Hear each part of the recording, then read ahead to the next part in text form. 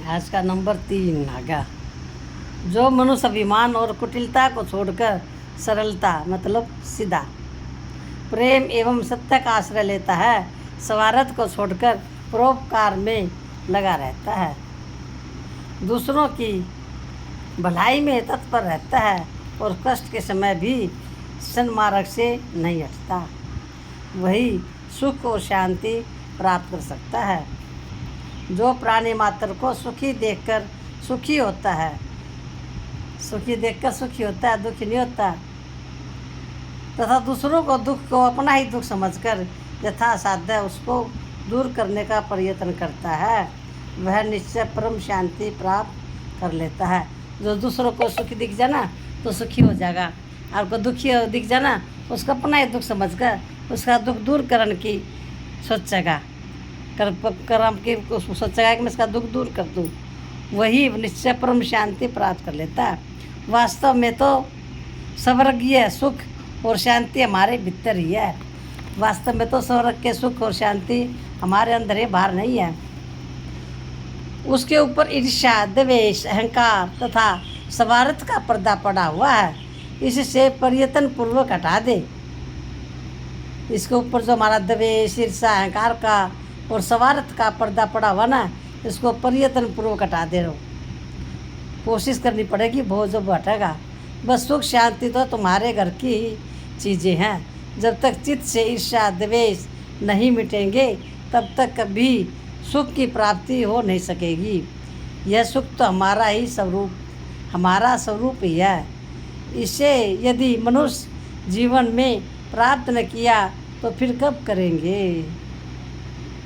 बस इसे पाने के लिए हमें तैयार हो जाना चाहिए। सच्चा सुख तो वही है जो अपने हाथ में है।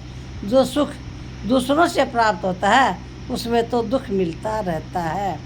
इंद्रिय जनित सुख भी दूसरे के अधीन है, क्योंकि वह विषयों से प्राप्त होता है, इसलिए दुख रूप ही है। वह परिणाम में दुख और पश्चाताप का ही कारण होता है। सुमति कहती है, तुम निश्चय जानो कि अच्छे संकल्प से सुख और बुरे संकल्प से दुख होता है। इसलिए जिन्हें सुख और शांति की इच्छा हो उन्हें अपने संकल्पों को पवित्र बनाना चाहिए। अपने संकल्प का है ना, उनको पवित्र अच्छा बनाना चाहिए। जितने ही हमारे संकल्प पवित्र होंगे उतने ही हम यदि सुखी बन सकेंगे। इसके लिए सत्संग की बहुत आवश्यकता है। सत्संग की, सत्पुरुषों का संग, सदग्रंथों का मनन यानी कि पढ़ना चाहिए। रामायण, भागवत, गीता ये हमें पढ़नी चाहिए। अच्छी अच्छी किताबें, सद्विचारों का आश्रय और आत्मनिरीक्षण यही परम शांति के प्रधान साधन है। इसके सिवा निरंतर परम चिंतन का भी प्रयत्न करना चाहिए। वस्तुतः परमात्मा ही संपूर्ण सुख का भंडार है। उसी के लिए मात्र सुख से सांसारिक पदार्थों में सुख की झलक दिखाई देती है। वह सर्वत्र है, उससे हमारा नित्य संबंध है। किससे? परमात्मा से। परमात्मा हर जगह है। हम अज्ञान से ही उसे दूर समझते हैं।